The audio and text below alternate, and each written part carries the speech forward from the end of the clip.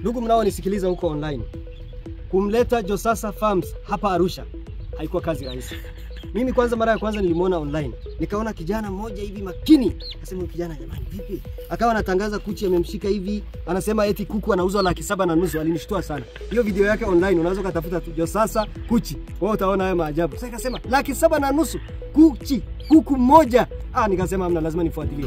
Bahati nzuri akawa ameweka namba yake ya simu pale. Nikasema ngoje nifuatilie huyu jamaa. Nikampigia simu, lakini nilimtoa uvivu hapo mwanzoni kujua kwa ukweli halisi. Sasa akaniingiza chaka, kumbe ni wezi tu vijana wa Dar es Salaam kwa anataka kuniibia. Wanataka kumuibia profesa.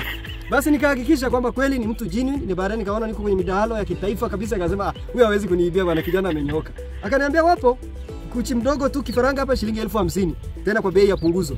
Basi nikamtumia 100,000, nikamtumia 1,000,000 kuniletea kuchi 20. Amewaleta yeye mwenyewe, amesafiri nao akawaleta Arusha. Na leo ndio tuko hapa kwenye Bigland, ndio ananikabidhi kuchi wangu 20. Sijaibiwa na sina malalamiko, nimeridhika roho nyeupe. Na naamini hapa nitapiga hela nyingi sana. Mimi hapa sasa ndio mwamba mwenyewe hapa Arusha, mwakilishi wa Josasa Farms sasa hapa. Tunashukuru sana kwa connection hii na naamini jambo hili litaendelea kukua zaidi na zaidi.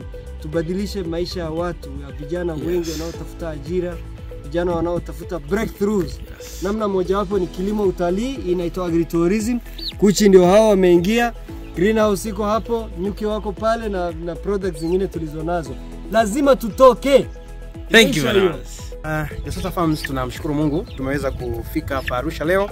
Tulipata fursa ya kuleta kuwaletea kuchi wateja wetu kutoka Bigland, kituo cha kilimo utalii kwa maana ya agritourism hapa Arusha, na waliweka oda ya vifaranga 20 ambao kila kifaranga mmoja, kwa sababu walichukua wengi, tukawauzia kwa shilingi 50,050.